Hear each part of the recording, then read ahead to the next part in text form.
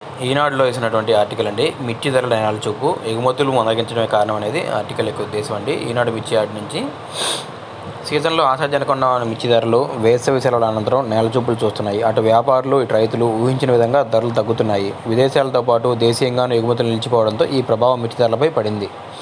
ఫలితంగా క్రయ విక్రయాలు మందగిస్తున్నాయి. ధరలు తగ్గుముఖం పడడంతో రైతులు వేచి చూసే ధోరణిలో అవలంబిస్తున్నారు. వారం 10 రోజుల్లో ఎగుమతులు ఊపందుకుంటే మళ్లీ ధరలు పెరుగుతాయని వ్యాపార వర్గాలు పేర్కొంటున్నాయి. వేసవి సెలవులకు 10 రోజుల ముందు నుంచే ధరలు తగ్గడం ప్రారంభించాయి. అప్పట్లో దేశవ్యాప్తంగా ఎన్నికల హడావుడి, ఆ తర్వాత కౌంటింగ్ ఉండడంతో ధరలపై పెద్దగా ప్రభావం చూపలేదు. చివరి కోతలు కావడంతో నాణ్యత లేమి కారణంగా తగ్గుముఖం పట్టాయి. ఎగుమతులు ఊపందుకుంటే గతేడాదితో పోలిస్తే అన్ని రకాల మిర్చి ధరలు తగ్గాయి. సాధారణ రకం మిర్చి కనిష్టంగా 1000, గరిష్టంగా 5000 వరకు తగ్గింది. ప్రత్యేకంగా రకం మిర్చి ధరలు కనిష్టంగా 1500 నుంచి గరిష్టంగా 4000 వరకు తగ్గుతా వచ్చాయి, తగ్గుముఖం పట్టాయి. తాళ రకం కూడా 1500 వరకు తగ్గాయి.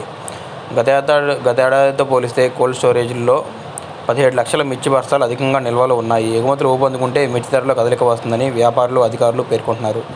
వచ్చే సోమవారం నుంచి మిర్చి ధరలు కొంతవరకు పెరిగే అవకాశం ఉందని అంచనా వేస్తున్నారు. ఇంకపోతే శీతల గిడ్డంగిలో తరగని నిల్వలు.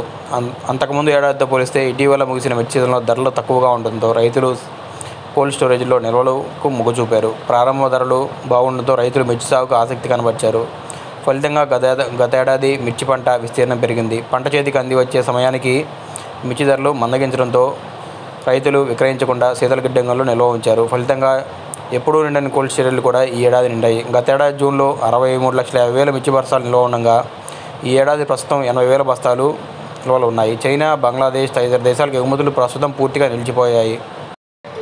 బక్రీద్ పండుగకు ముందు 5 రోజులు, తర్వాత 5 రోజుల పాటు మొత్తం 10 రోజులు బోర్డర్లో అనుమతించాలని వ్యాపార వర్గాలు వెల్లడించాయి. మరోవైపు చైనాకు ఎగుమతులు గతంలో వలె సాగడం లేదు. అక్కడ తక్కువ ధరకు మిర్చిని అమ్ముకోవాల్సి వస్తుండడంతో ఎగుమతి వ్యాపారులు ఆచితూచి వ్యవహరిస్తున్నారు. మరోవైపు దేశీయంగానూ ఎగుమతులు అంతంత మాత్రంగానే ఉన్నాయి. ఇదండి ఆర్టికల్ సారాంశం.